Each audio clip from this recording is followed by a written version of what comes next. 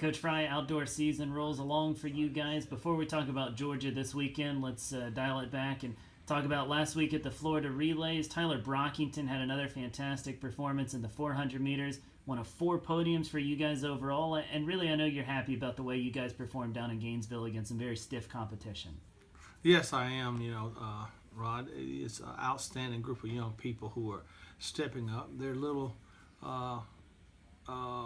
Their expectations of themselves and has improved since indoors, and outdoors is kind of our thing. So I'm excited that each time we go out with a challenge, that our kids are taking the challenge. And last week was quite a challenge.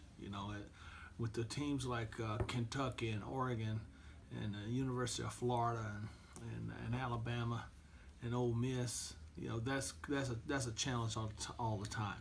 So for them to live up to what we are prepared to be was quite something that we expected, but it's still something that could not happen. You can get in that kind of environment and the tent fold the tent, and our kids didn't fold the tent, and so it's another step toward the SEC championships. You got a lot of kids right now that are doing things on a historic level. I think 7 new entries in the program's top 10 last week. I think you got about a dozen kids that are up near the top 10 nationally in their events. How do you, starting with Georgia and then continuing through the outdoor season, make sure that those kids are peaking on their way to the postseason and continuing to get better and better each week? Right now, sitting in the midst of a tornado here, I'm kind of more concerned about their psyche, about their wellness, and concerned about they make good decisions about being inside and out. There's a bigger world than track and field. Keeping them from going to practice today and getting the phone to ring, or why aren't we practicing? And we just spotted a tornado over in Lexington, and so the reality is that there are bigger things than sports. This week is another step toward the SEC and toward PR, so that they can get an opportunity to go to Eastern Regionals.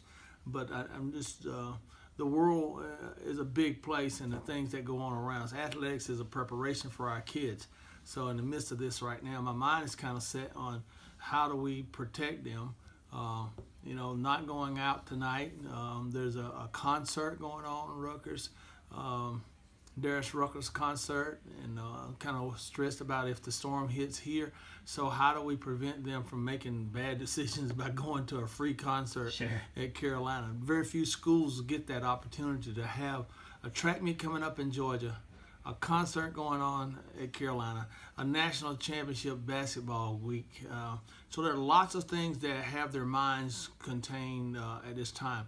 So to get them refocused after the Florida meet is the next thing we have to do. And Georgia is going into Georgia's place is a way to have to be refocused. So we're going to have to get those things contained by Friday. We're hoping the weather changes. We had to pull our decathletes out because they couldn't compete today because the weather was bad. So they're going to do a Saturday, Sunday. So there's some adjustments we're making that are abnormal for their kids. So adaptation is something that the coaches and the athletes are having to make. Real quick, you mentioned all the many exciting things that are going on around Carolina.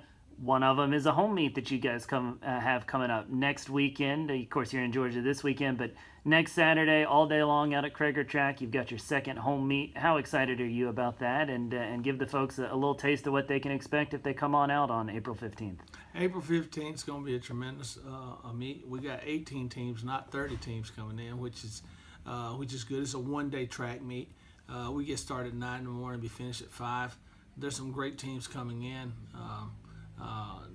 The Army is coming in, so we're going to recognize them. We recognize the military in Fort Jackson, the meet at Weems-Baskin. This time we recognized West Point, and so we're excited about having them here, their full team, and so that's a big. Folks can come out and help recognize and show appreciation to our military. Right now we're in a point where our young military people, they need some appreciation. So we expect that to happen from the Carolina fans to come out and salute and watch the military compete against compete against Carolina here in some friendly contests, and then having NC State and some other universities that haven't been here before. So we're becoming a popular place to be, with requests to be after our first meet.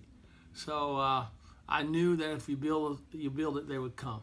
And so our next expectations after this is the faster the times, the more of the elite level programs will join in here at Carolina to continue to run fast, because there's not any track that's any faster. It may be equal, but it won't be any faster. We have a 130 degree radius, and the biggest track in the SEC is 113. So our track is wide enough that it's almost lane 2.5 would be lane 1 on almost every other track. So we're excited about having a big wide oval. It's easy on distance runners to run fast, and it's fast for sprinters. So hey, next week come watch fast people run fast. There you go. Should be exciting. But first, of course, a lot of business in Georgia. Gamecocks at it Friday, Saturday, and then like Coach said, the decathletes compete on Sunday as well. Coach, best of luck down in Athens, and we'll talk to you soon. All right, thank you.